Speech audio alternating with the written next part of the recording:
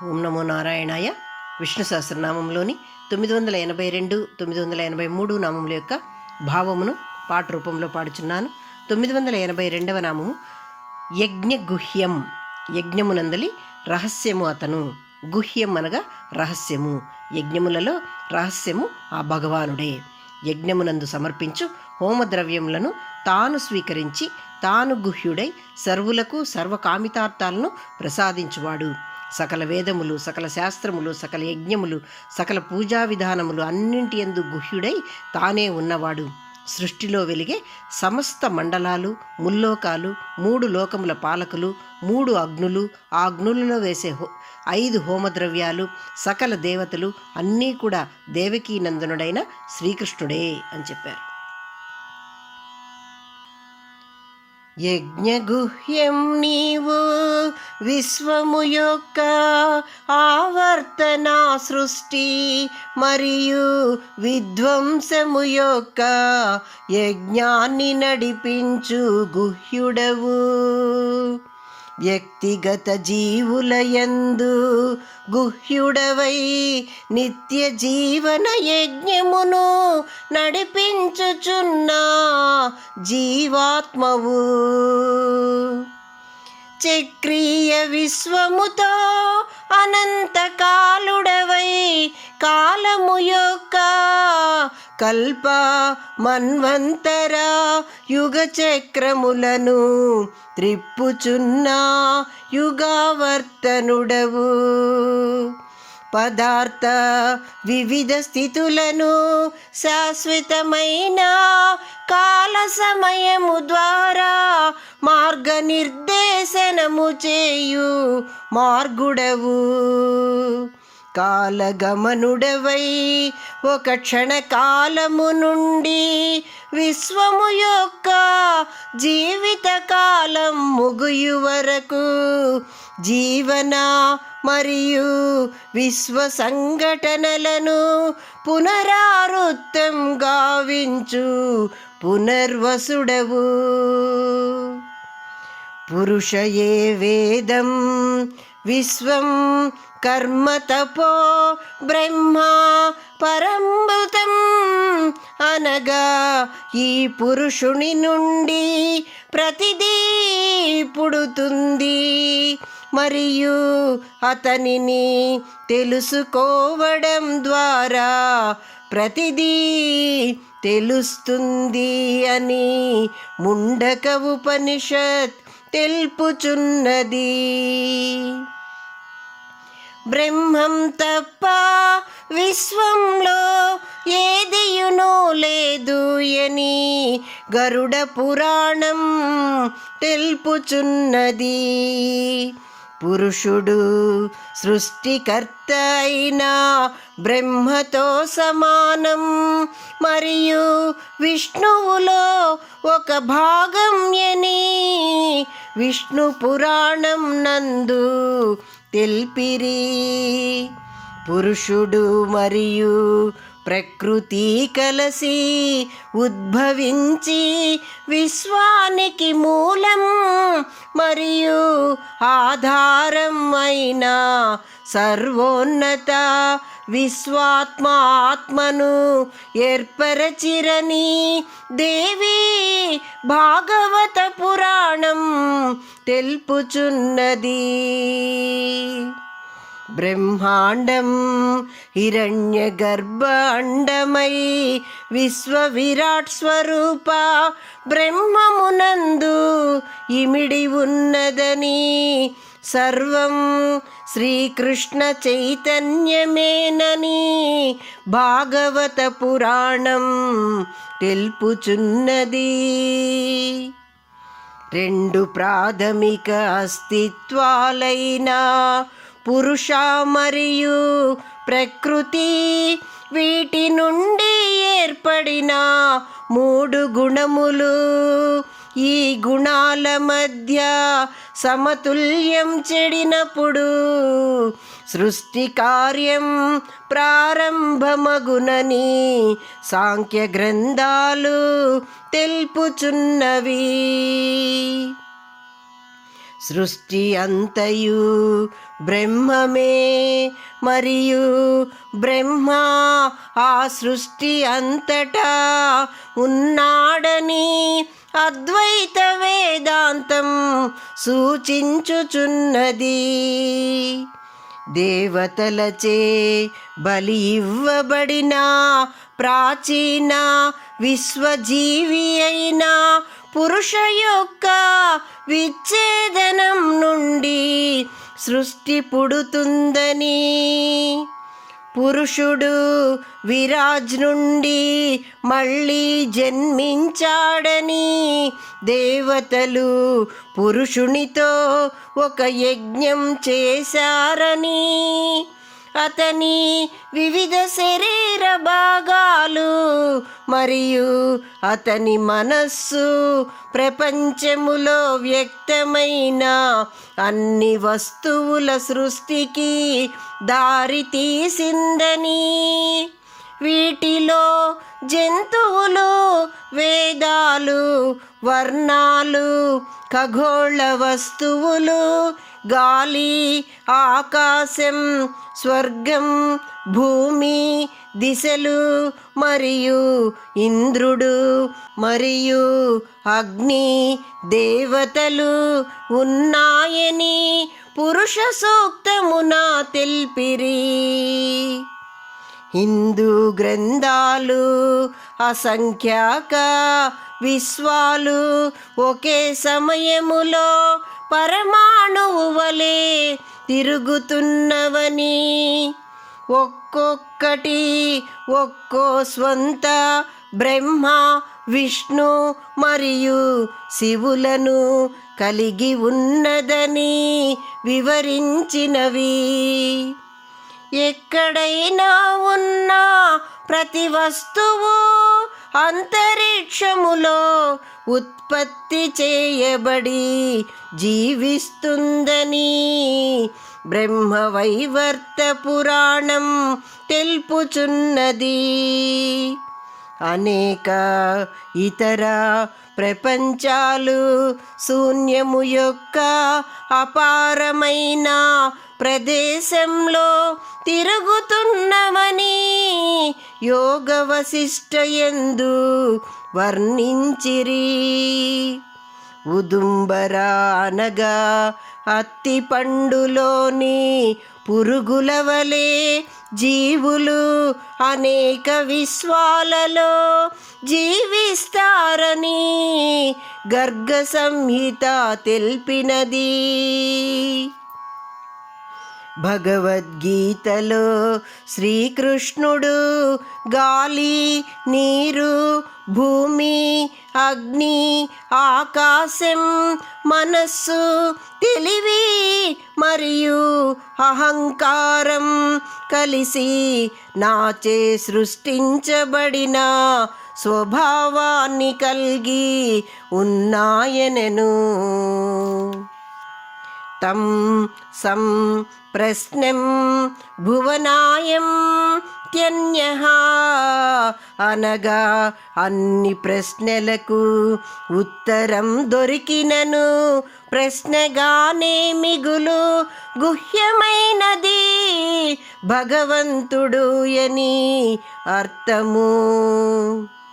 విశ్వయజ్ఞ ఆవర్తన సృష్టి మరియు విధ్వంస చక్రాన్ని సూచించు నిత్య ప్రళయం, బ్రహ్మ ప్రళయం, ప్రకృతి ప్రళయం, అత్యంతి ప్రళయం లను గుహ్యముగా నిర్విఘ్నముగా నిర్వహించు మహాసనుడు ఈ యజ్ఞగుహ్యుడు.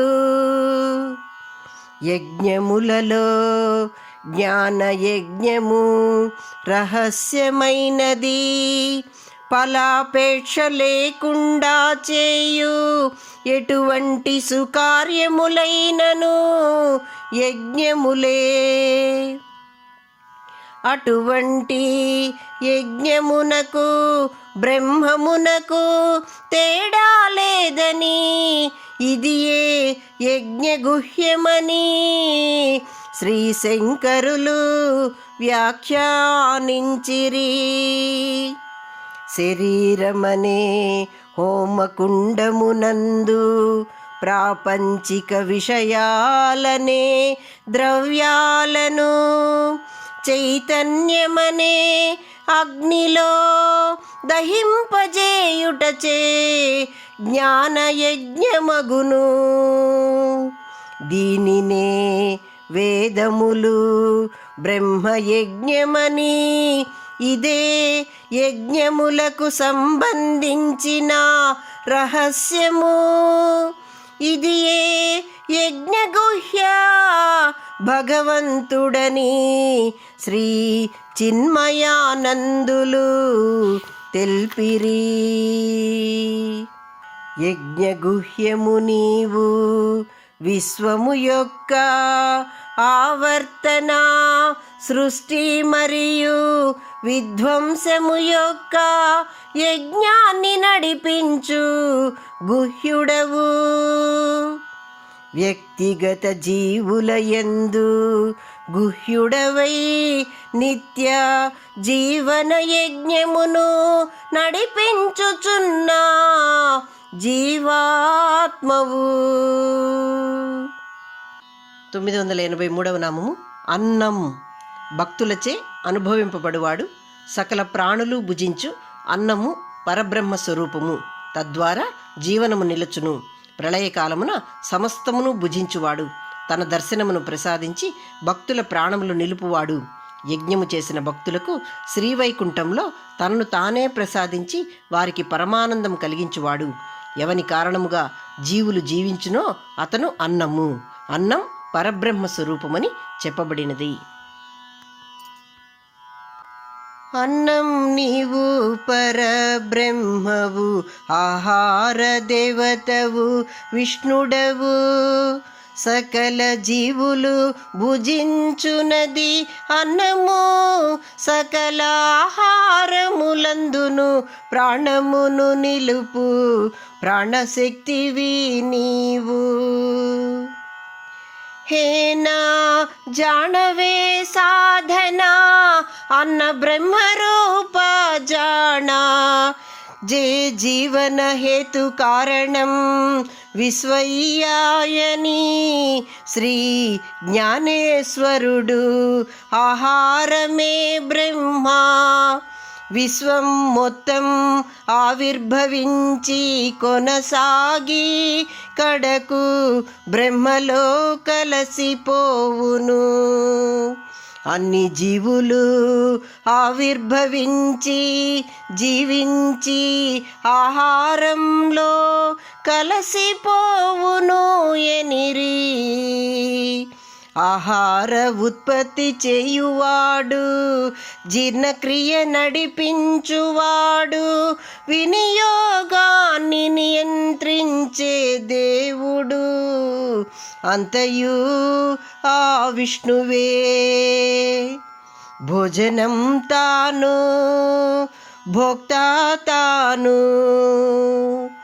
జీవితం మరియు మరణ చక్రములో ఒక వ్యక్తి స్వర్గములో తన మంచి పనుల ఫలితాలను అనుభవించి భూమిపై తిరిగి పునర్జన్మ పొందునను ఈ విధమున వివరించిరి. క్షీణే పుణ్యే మర్త్యలోకం విశంతి అని గీత యందు తెల్పిరి.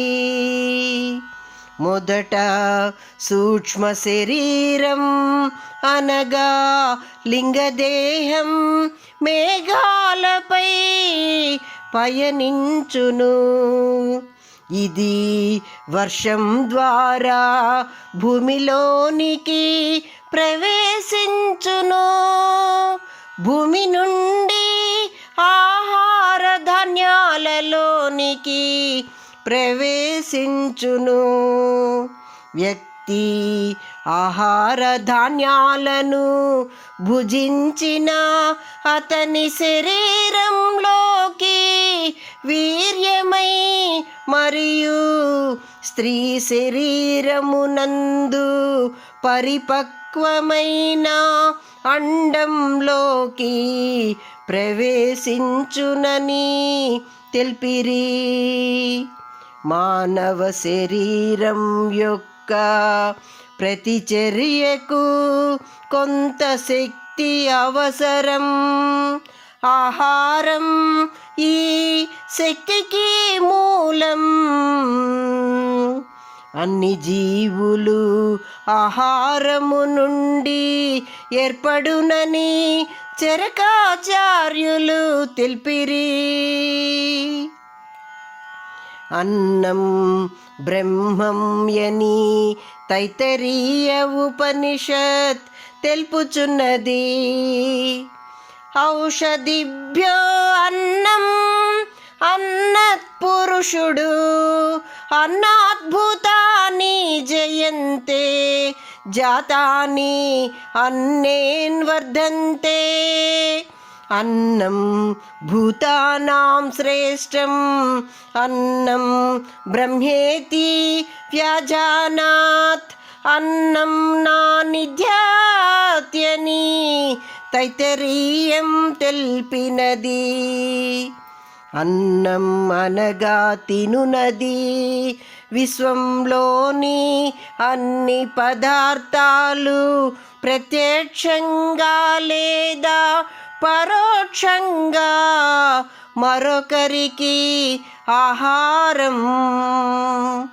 మొక్కలు పంచమూలకాలు అనగా పంచమహాభూతాలు